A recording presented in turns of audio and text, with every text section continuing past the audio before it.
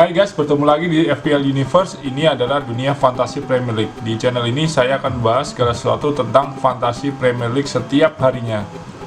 Di video kali ini saya akan bahas tentang tim yang akan saya gunakan untuk menghadapi game week yang kedua. Di video-video sebelumnya saya sudah pernah membahas tentang rencana-rencana tim saya.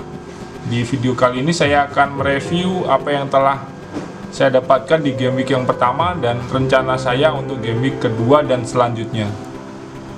Saya ucapkan terima kasih bagi yang sudah subscribe channel ini. Bagi yang belum, silakan klik tombol subscribe-nya dan nyalakan loncengnya sehingga Anda akan mendapatkan informasi-informasi tentang fantasi Premier League setiap harinya untuk membantu Anda dalam menentukan pemain yang akan bermain di game week FPL yang akan datang.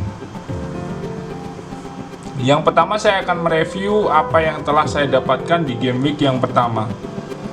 Tim saya, Blora United, mendapatkan poin 65. Saya cukup puas dengan poin ini, meskipun tidak terlalu tinggi, tapi ini sudah sesuai dengan target saya, yaitu di atas rata-rata dunia saat ini di game week yang pertama adalah 50 poin. Saya mereview dari pertama dari kiper Ramsdale kebobolan 2 gol menghadapi tim Wolves. Pernah saya sampaikan sebelumnya bahwa saya tidak akan mengganti kiper saya untuk game week 1 sampai dengan 38, kecuali mungkin nanti ada saya menggunakan wildcard, saya akan mengganti. Tapi untuk sementara keputusan saya masih tetap, saya akan menggunakan kiper Sheffield United selama game week mendatang. Saya tidak akan mengganti kiper saya kecuali mengalami cedera. Kemudian yang kedua dari back saya yaitu Trent Alexander-Arnold. Dia kebobolan 2 gol dan di beberapa kesempatan untuk set piece-nya diambil oleh Robertson. Saya masih akan tetap memasang Trent Alexander-Arnold karena selain dari pertahanan Liverpool yang tahun lalu cukup bagus, Alexander-Arnold merupakan back tertinggi FPL poin tahun lalu. Saya yakin assist dan gol akan datang dari pemain ini. Meskipun yang lawan yang dihadapi adalah Chelsea, saya optimis Trent Alexander-Arnold dapat poin sesuai dengan permainannya seperti musim lalu. Kemudian yang kedua, Doherty. Kemarin juga saya melihat permainan dari Spurs.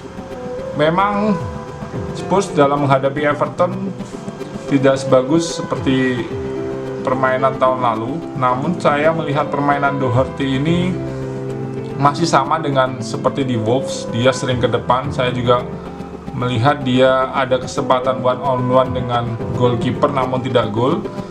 Jadi saya masih optimis bahwa Doherty akan melanjutkan performanya sebagai back dengan nilai tertinggi keempat seperti musim lalu. Kemudian yang selanjutnya adalah Walker Peters dengan nilai 1 poin. Saya hampir frustasi setelah dia mendapatkan kartu merah. Untungnya ada VAR sehingga kartu merahnya di cancel. Masih cukup lega. Apabila di kartu merah saya cukup pusing karena dengan dilarangnya dia di 3 game week selanjutnya akan membuat rencana transfer saya menjadi berantakan. Untungnya dia tidak jadi. Kemudian Bissouma dengan 2 poin. Sudah saya prediksi ini hanya sebagai filler, midfielder dengan harga paling murah 4,5 juta pound sterling.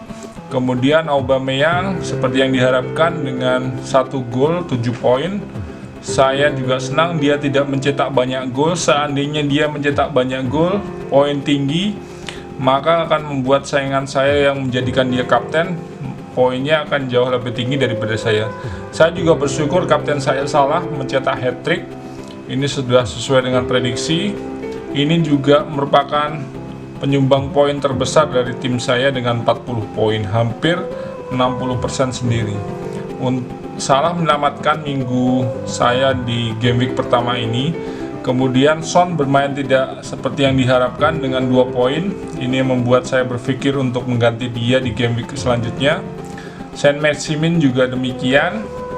Namun saya masih optimis Saint-Maximin akan berbuat banyak di game week selanjutnya. 3 poin di game week ini. Kemudian striker saya Mitrovic cukup mengejutkan. Biasanya Mitrovic ini adalah pemain 90 menit.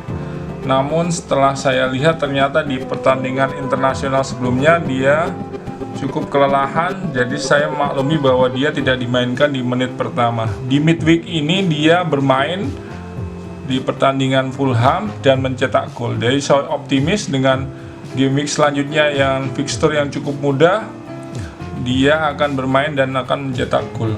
Kemudian Timo Werner, keterangan di situ kuning setelah pertandingan di mana dia mencatatkan pelanggaran berbuah penalti sehingga dia mendapatkan poin assist. Lampard memberikan keterangan dia mengalami dead leg, tapi update terbaru menyampaikan bahwa Werner dalam keadaan sehat dan dapat bermain di game week selanjutnya. Jadi ini masih bisa saya gunakan untuk game week selanjutnya. Global overall ranking saya 1.200. Ini juga saya tidak terlalu memikirkannya karena masih ada game week selanjutnya, dan jarak poin saya dengan peringkat yang di atas juga masih bisa saya kejar. Saya masih bisa mempercayakan nilai saya di permain yang saya pilih di starting lineup saya berdasarkan permainan dan poin-poin yang mereka hasilkan dari tahun lalu. Kemudian rencana transfer saya untuk game week yang kedua, saya mengalami sedikit perubahan. Begitu Salah mencetak hat-trick, saya sedikit ketakutan Salah akan menjadi monster point seperti yang dilakukan di FPL musim-musim sebelumnya. Mencetak 20 poin itu tidak mudah bagi seorang pemain, dan ini membuat saya membatalkan yang sebelumnya saya berencana menjual Salah, menggantikannya dengan Fernandes. Saya ganti, saya cancel. Yang saya jual adalah Son Heung-min. Meskipun Spurs memiliki fixture yang bagus, namun dengan uang saya yang sebelumnya masih ada 1,5 juta pound sterling, ini membuat saya memiliki uang yang cukup untuk mengganti Son Heung-min dengan Fernandes. Fernandes saya masukkan di line up saya. Ini merupakan rencana saya jauh hari sebelumnya. Saya juga melihat permainan Fernandes di musim lalu cukup menjanjikan. Dia adalah set piece tendangan penalti dari Manchester United. Dengan fixture yang sangat bagus, Crystal Palace, Brighton, dan Tottenham di 3 game week selanjutnya, ini membuat saya tidak berpikir panjang untuk membeli Bruno Fernandes, memasukkan unsur Manchester United di dalam tim saya. Jadi bisa rekan-rekan lihat di final tim saya di game week yang kedua. Kemudian untuk formasi yang saya menggunakan formasi 4-4-2. Di bangku cadangan saya memasang Bissouma sebagai line up pertama saya. Kemudian Davies di kedua. Davies sendiri ini di midweek mencetak gol meskipun dia bermain di menit-menit terakhir. Saya juga yakin bahwa di pertandingan selanjutnya dia tidak bermain di starting lineup, sehingga ini membuat saya menempatkan Bissouma terlebih dahulu daripada Davies. Saya juga tidak terlalu mengharapkan Davies masuk ke line up saya. Taylor yang sebelumnya saya cadangkan di game week pertama, saya naikkan. Ini adalah back dari Burnley. Saya yakin permainan Burnley masih bagus di sektor pertahanan. Dengan formasi 4-4-2, saya memilih kapten Aubameyang dibandingkan Salah. Ini masih saya berpikir antara Aubameyang ataupun Salah, tapi dengan menghadapi West Ham United di home daripada Chelsea away, saya juga berpikir Fernandes di home juga bagus untuk dijadikan kapten. Jadi saya masih berpikir antara Aubameyang atau Bruno Fernandes. Apabila ada update terbaru tentang kapten akan saya sampaikan di IG saya FPL Universe, tapi untuk sementara ini saya memilih Aubameyang sebagai kapten saya. Saya yakin dia akan mencetak gol dan poin tinggi melawan West Ham United di kandang. Kita melihat permainan Arsenal juga cukup berkembang di beberapa game week sebelumnya. Kemudian rencana saya untuk game week yang ketiga, saya menjual Aubameyang dan mengganti dengan pemain Manchester City antara De Bruyne dan Sterling. Karena saya melihat Arsenal ini sangat tidak bersahabat di 3 game week selanjutnya menghadapi Liverpool, Sheffield, dan Manchester City.